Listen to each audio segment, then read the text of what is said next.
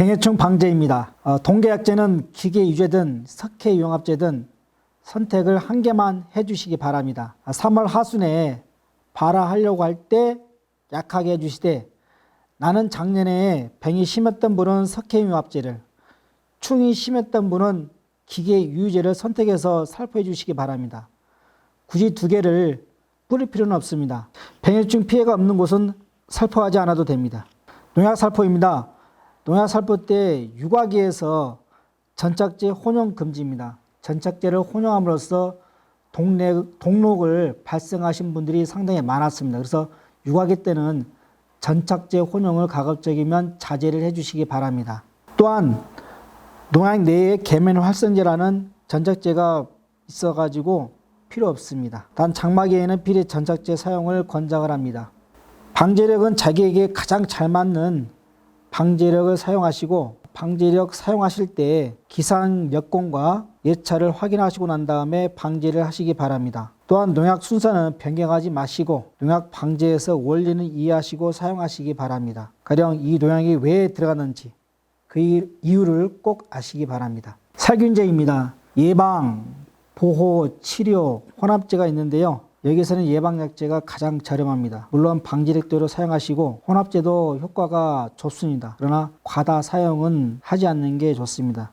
살충제입니다. 여기에 여러 계통별로 나누었는데요. 살충제는 예방이 아니고 반드시 초기 방제가 원칙입니다. 살충제는 계통을 바꿔가면서 살포를 하시기 바랍니다. 병해충 방제의 기본 원리는 슬라이드를 참고하시고요.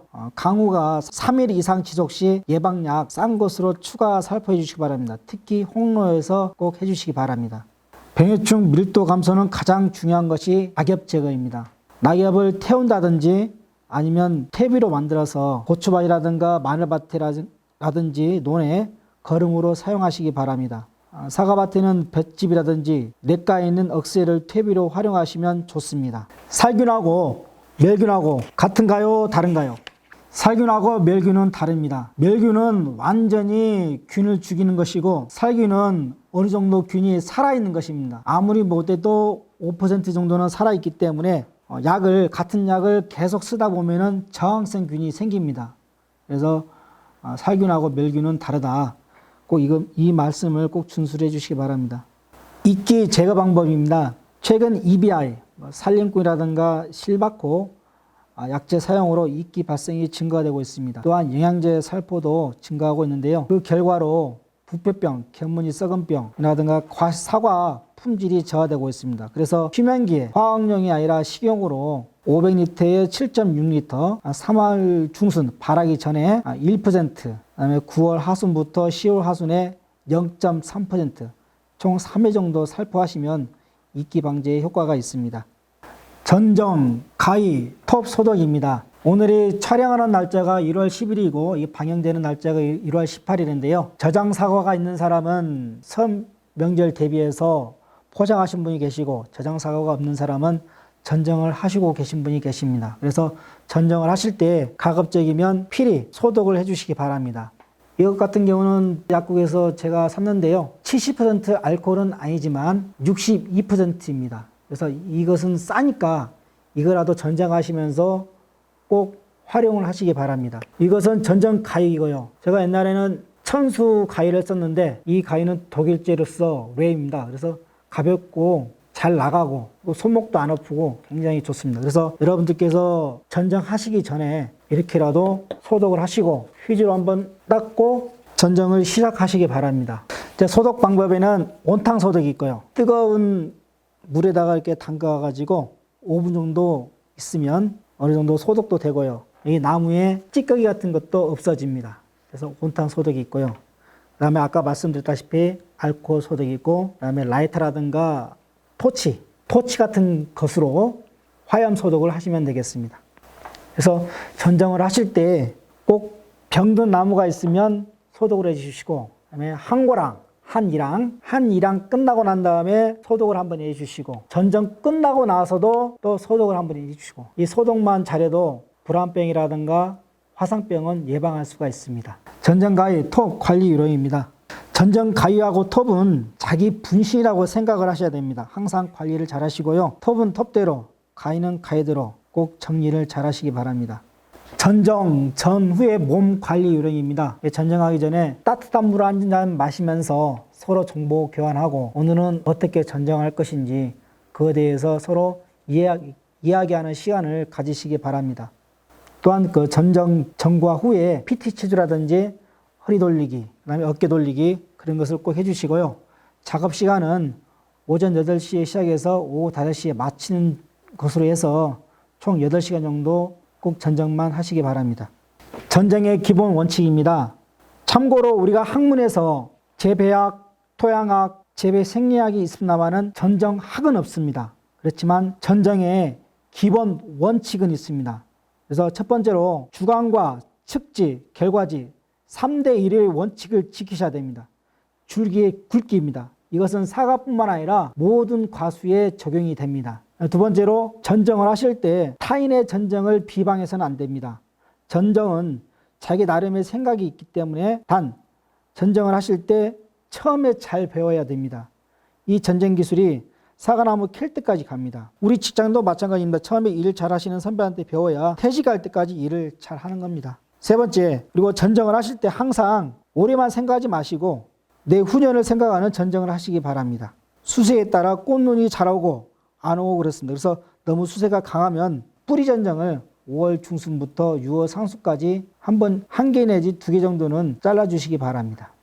이 자료는 영주시 농업기술센터 나동열 선생님의 자료입니다. 이축형 재배인데요. 이축형 재배하실 분은 처음 농사 지신 분은 안 되고요. 한번 재배하고 난 다음에 다시 사과 농사를 짓고 싶은 분 중에서 면적이 좁고 다수확하고 싶은 분, 또 이 수세 조절에 대해서 아신 분이 가급적이면 해봤으면 하는 수행이 되겠습니다.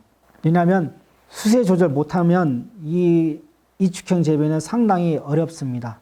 결국 수세 조절은 유인과 착과이거든요.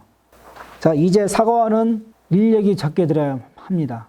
수확량이 많아야 합니다. 일찍 수확할 수 있어야 된다. 품질이 좋고 먹기 편해야 한다. 병해충 발생이 적어야 된다. 재배 방법이 단순하고 관리가 쉬워야 된다. 참 좋은 말이 많이 써 있습니다. 그래서 이것을 우리가 어떻게 해결할까? 우수한 품종, 우량 모목, 기기화 가능하고 노동력 줄이는 재배 기술, 고물식 제시체계로 변화되어야 합니다. 그래서 이축형이 나왔습니다. 왜 이축형일까요? 우리가 인절미를 생각해 볼 수가 있습니다. 하나의 큰 인절미가 있으면 콩고물이 많이 붙지 않지만 인절미를 칼로 자르면 콩고물이 더 많이 붙습니다. 그거와 마찬가지입니다. 하나가 있으면 광 이용률이 떨어지지만 나누어서 이 가운데에 광 이용률이 증대가 됩니다. 그래서 또한 이 나누면 나눌수록 수세가 안정화됩니다. 외화가 되죠. 예를 들어 수고가 3.5m면 두 개로 나누면 한 3.2m 정도. 이렇게 해서 수고가 낮아지고 꽃눈도 더 잘 옵니다. 약재 방제도 훨씬 수월하고요. 착색도 잘 옵니다. 재배 관리가 훨씬 수월합니다. 이축형 수행의 장점, 단점은 자료로 가름하도록 하겠습니다. 아까도 말씀드렸다시피 세장 방충하고 이축형 재배인데요. 이축형 재배를 하면 할수록 줄기 직경이 이게 3.8m에서 1.2는 30mm였는데 여기 3.5m에서 1m는 22mm로 줄기 직경이 얇아지고요. 수고도 3.5m에서 3.9m로 그다음에 신초 길이도 작아지고요. 신초 개수도 낮아집니다. 이축형 사과원 조성 사례인데요. 이것은 다주지 수행이고요. 이것은 이축형 사과 재배가 되겠습니다. 이축형 묘목 생산 과정입니다. 처음에 절접을 하고요. 3개의 눈 가진 접수를 가지고 절접을 하고 싹이 나면 제일 위에 정부 우선성 때문에 제일 위에를 자르고 이 회초리 묘목을 만듭니다. 그래서 이 회초리 묘목을 만들고 이축형으로 해서 재배를 하시면 되겠습니다. 또한 회초리 묘목을 만들어 가지고 측지 발생제를 처리함으로써 측지 이축형 묘목을 만들고요. 8월 눈접 후에 이축형 묘목을 만드는 것입니다. 그래서 이축형 묘목 만드는 방법은 이 3가지가 있습니다. 이축형 묘목을 재배한 사례입니다. 회초리 묘목을 절단했고요. 3주 후에 싹이 나면 가지를 제일 위에 거 잘라내고 2개를 받습니다. 재식 1년차고요. 재식 4년차부터는 아니고 원래 원칙은 재식 2년차부터 수확을 할 수가 있습니다. 이 사진은 재식 4년차가 되겠습니다. 그래서 수세 조절은 유인과 착과로 해야 된다. 이것을 꼭 명심하시기 바랍니다. 이 회초리며 절단 사진입니다. 미국에서. 이 기존 나무에서 바로 고접을 해서 재배한 사진입니다. 바로 여기다가 고접을 했죠. 양쪽으로. 하나, 두 개. 묘목이 없을 때 이렇게 눕힌 사진이 되겠습니다. 눕혀서 이쪽으로 하나 잡고 이쪽으로 하나 잡고. 근데 문제점은 뭐냐면 이렇게 눕혀버리면 수세가 많이 떨어집니다. 그것을 감안하셔가지고 재배를 하시는 게 좋습니다. 그래서 결론은 무엇이냐면 회초리 묘목은 실패할 확률이 높기 때문에 가급적이면 좀 비싸더라도 측지묘, 우량 측지묘로 해야지만이 수세도 안정이 되고 결실도 빠릅니다. 이 사진은 영천의 신머시기 재배 사진인데요. 제시가 한 지 1년 차만 해도 사과를 달았습니다. 물론 땅도 좋았겠죠. 그래서 1년 차부터 사과를 달아가지고 수세 조절을 하신 분이 계십니다. 그래서 후지 같은 경우는 3m에서 3.3m, 열간, 주간은 1.2에서 1.5m, 평균적으로 열간 3m에 주간 1.2가 가장 좋지 않나 그렇게 생각을 합니다. 양팔을 뻗으면 닿을 정도, 이 정도면은 괜찮습니다. 이축형 핵심 기술은 무엇이냐? 가지 단축하고 속금입니다. 그래서 원줄기에서 단순한 가지를 많이 배치하시고 너무 측지라든가 결가지가 두꺼웠을 때 다시 갱신하실 때는 꼭 5cm를 두고 자르시는 게 좋습니다. 5cm면 자기 새끼손가락 첫 번째, 두 번째 마디 이 정도면 5cm가 되겠습니다. 그 정도 갱신하시고 가급적이면 우리가 갱신하실 때 요 주간이고 요 측지라면 45도로 잘라주는 것이 가장 좋습니다. 그래서 가급적 45도 자르고 밑에서 새로운 측지를 받는 것이 훨씬 수세가 안정이 높고 꽃눈도 잘 오는 가지 형태가 되겠습니다. 그래서 가급적이면 45도로 잘라주시기 바랍니다. 일반 농경지면 좋고요. 나무를 너무 빨리 키우지 마십시오. 천천히 키우시기 바랍니다. 그리고 2년차, 3년차에는 아상체를 해주시고 세력이 강할 때는 적심이라든가 하수인 해서 수세를 잡아주시기 바랍니다. 이 제식 1년차고요. 이는 과일을 안다는 농업인이고 제식 1년차 측지묘부터 바로 과실을 단 농업인이 되겠습니다. 2년차 측지묘는 바로 과실을 달아서 수세를 안정화시키고 있습니다. 제식 4년차 이 왼쪽은 회초리묘였고요. 오른쪽은 우량 측지묘였습니다. 상당히 수량이 더 많죠. 이 측지묘는 반사 필름을 피복하지 않아도 됩니다. 이렇게 피복하지 않아도 광투과율이 높기 때문에 착색이 잘 됩니다. 그래서 반사 필름을 하지 않아도 된다. 생력화가 가능하다. 이 측형 사례인데요. 이 데이터를 비교해 봤습니다. 영주시 과수 시험장에서 제식 6년차를 해봤는데 18년도 그러니까 이게 3년차가 되겠죠. 3년차, 4년차, 5년차, 6년차. 3년차에 이 측형은 3.5m 곱하기 1.2는 1840kg 수확했고요. 300평당. 일반 키 큰 세장 방추형은 1573kg. 근데 6년차 때는 이 축형이 6457kg, 키 큰 세장 방추형이 6064kg. 그래서 6년간 2.1톤이 차이가 났습니다. 제식 6년차에. 그래서 키 큰 세장 방추형보다는 이 축형이 수량이 더 높다. 그 말씀을 드리고 싶습니다. 경제성이 없으면 다시 고접해 주시고요. 경제성이 있으면 계속 지속적으로 유지하시는 것이 좋습니다. 그래서 경제성이 없다 싶으면 이렇게 고접으로 이렇게 해주시기 바랍니다. 보통 우리가 이제 이축형 재배는 후지를 하고 있는데요. 수세가 약간 홍로도 이렇게 고접으로도 가능하다. 그런 사례가 있습니다. 그래서 이 사진은 다축형 재배입니다. 포항에 있는 한 농가분은 이 축을 10개까지 찾고 있는 농원이 있습니다. 그래서 상당히 우량한 재배 기술을 갖고 계신 분이 계시는데요. 10개까지도 가능하다. 지금 현재 이 사진을 보니까 하나, 두 개, 세 개, 네 개, 다섯 개, 여섯 개, 일곱 개, 여덟 개, 아홉 개까지 제가 보이네요. 그래서 9개까지 가능하다. 그 말씀을 드리고 싶습니다. 이 축형의 문제점은 여러 가지 있습니다. 그런데 아직 실험 단계이기 때문에 경제 수명이라든가 촉감 불균형, 일소 피해, 태풍 피해, 과실 크기, 세력이 떨어지지 않을까, 이축형 조교감 품종은 무엇일까 아직 정확하게 정립은 안 되어 있는데요. 이축형의 가장 중요한 것은 무엇이냐면 축간 균형입니다. 근데 축간 균형이 상당히 어렵습니다. 왜냐하면 사람도 이 양팔이 있으면 오른손잡이가 있고 왼손잡이가 있듯이 오른손잡이하고 왼손잡이하고 힘이 같지 않지 않습니까? 그래서 이축형 제비는 이 힘 균형, 양쪽 균형을 잡는 것이 가장 큰 관건으로 생각이 됩니다.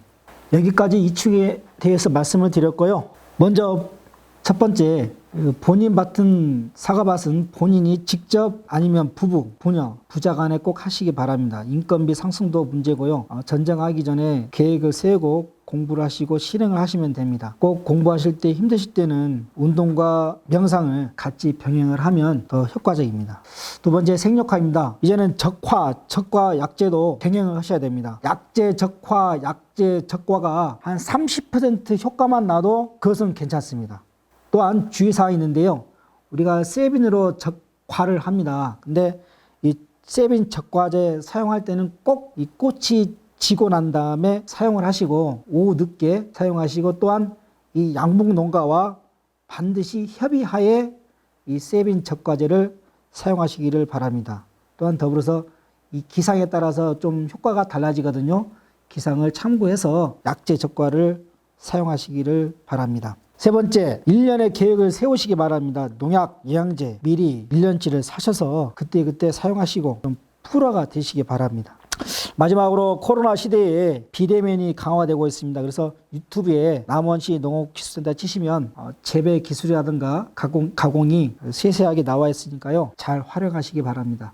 오늘 이렇게 장시간 교육 받으시라고 했었습니다. 이제 곧 설 대목입니다. 저장사과 잘 판매하셔서 돈 많이 버시고요. 설 세고 본격적으로 전쟁을 하실 텐데요. 전쟁을 꼼꼼하게 하시고, 특히 홍로는 올해 추석이 9월 10일입니다. 이런 추석이다 보니까 전쟁과 시비를 전략을 잘 세우셔가지고 꼭 추진하시기 바랍니다. 감사합니다.